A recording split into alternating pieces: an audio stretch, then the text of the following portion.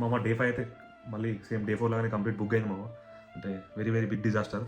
Same day 5 కూడా very late లేచి మళ్ళీ అన్నీ బ్రేక్ఫాస్ట్ అన్నీ చేసి జస్ట్ గ్రీన్ టీ తాగి కొద్దిసేపు నా ఫేవరెట్ బుక్ చదివిన వెంటనే గుర్తొచ్చింది మా బాబాయ్ వాళ్ళు రమ్మన్నారని. సో రమ్మన్నాక వెళ్ళినా అక్కడ నుంచి వచ్చేసరికి చాలా లేట్ అయింది, పడుకునే టైం అయింది. ఇక డే ఇస్ డన్ అట్లా అయిపోయింది మామ. అసలు 2 days వెరీ పెద్ద బిస్కెట్ అయింది ఇప్పుడు అనిపించింది.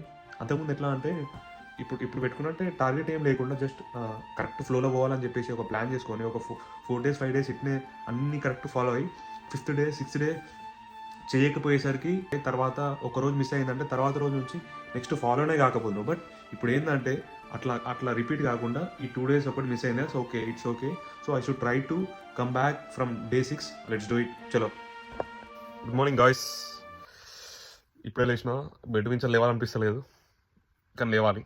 ఆల్రెడీ day 4 బుక్ అయింది మొత్తం నిన్న. అసలు మనోడైతే ఏదో ఆయుధంలా చేసిండు, మొత్తం ఏదో లవంగాలు ఇవన్నీ ఆలుక్కలేసి. మన బ్రేక్ఫాస్ట్ అయితే రెడీ మామా. Guys very good morning. మనం day 5 అయితే వచ్చేసినాం. ఇక మా వాడు కాషాయం చేసిండు. గాయ్స్ బ్రేక్ఫాస్ట్ అయితే తింటున్నా, యాపిల్స్ అండ్ క్యారెట్స్. ఇది తిన్నాక ఇక మొదలు పెడదాం చదవడం. చలో లెట్స్ గో. చదవడం స్టార్ట్ చేసినాక కొంచెంసేపటికే గుర్తొచ్చింది బాబాయ్ వాళ్ళు రమ్మన్నారని. సో పోడైతే పోదామని చెప్పి ఇక స్టార్ట్ అయినా. లెట్స్ గో అని అప్పుడే స్టార్ట్ చేసిన, లెట్స్ ఎండ్ అని అప్పుడే ఎండ్ చేసిన. ఇక బాబాయ్ వాళ్ళ ఇంటికి అయితే వెళ్ళిన తర్వాత ఇక అంతా బిస్కెట్ ఇక ఇంకేం చేయలేదు ఆ రోజు అంతా.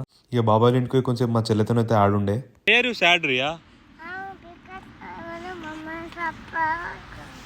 ఓకే